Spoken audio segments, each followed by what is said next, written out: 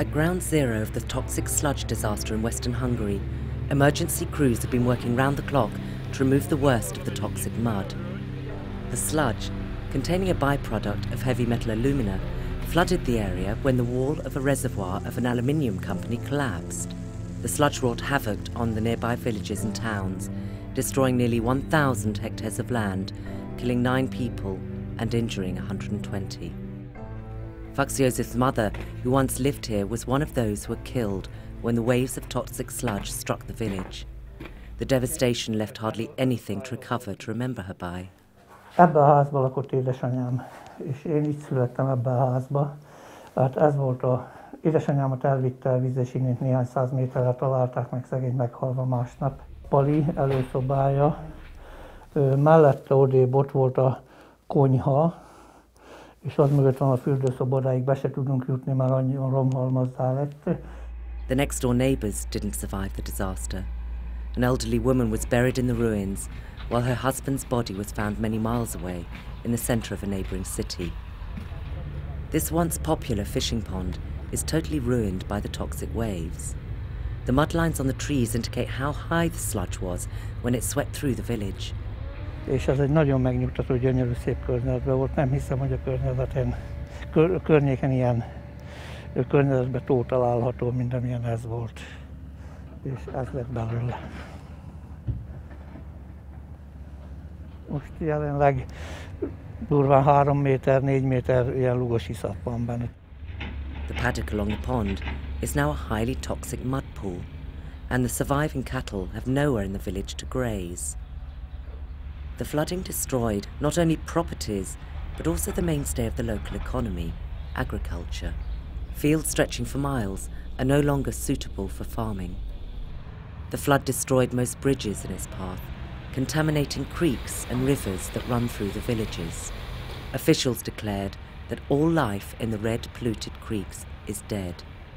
Now the major health concern is the poisonous dust present in the air as the mud dries. Clinical toxicologist Dr. Zagar Gabor, who's treated patients from the area, warns that the regular exposure is highly hazardous. Akik ott maradnak és tartósan ott élnek, azért rendszeresen találkoznak ezekkel az anyagokkal, ami tartós irritációt okozhat, amiből akár krónikus betegség is lehet.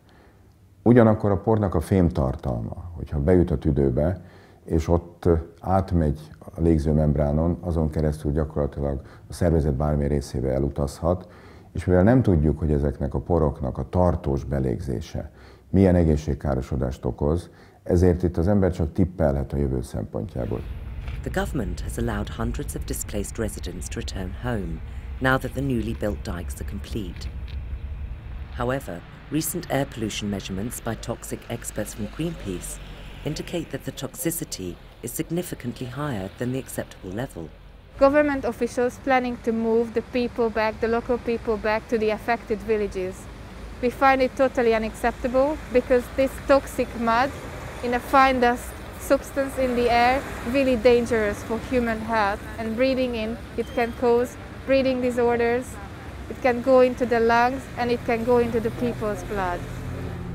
Despite the government's assurances, Fox knows that he and his family's life will never be the same. The disaster not only ruined the house of his childhood, but also tore his family apart.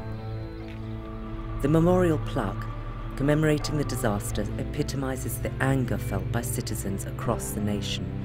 It reads, "For victims, both natural world and people, of human negligence and greed."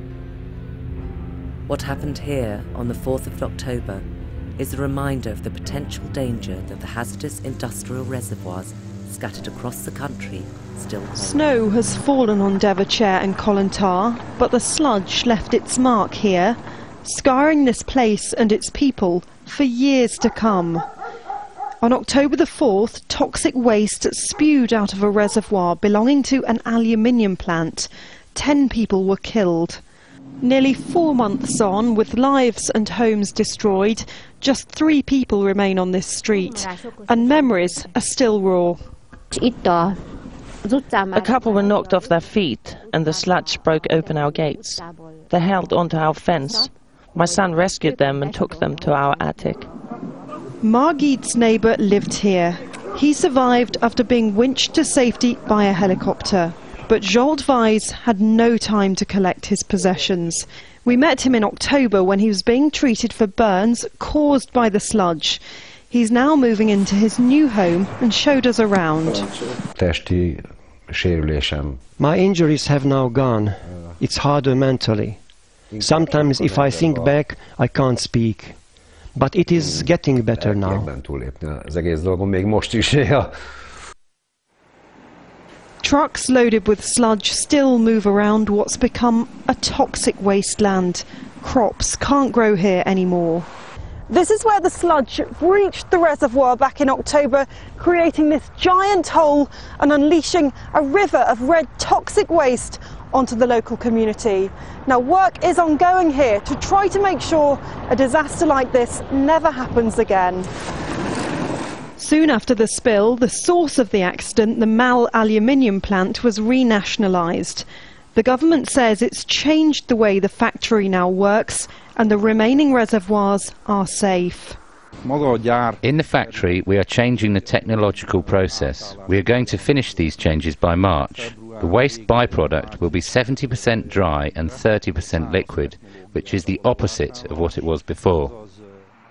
People in this area still rely on the plant for work, but it will always be a reminder of a dark moment in Hungary's recent past. Emma Hayward, Al Jazeera, Kolontar in Hungary.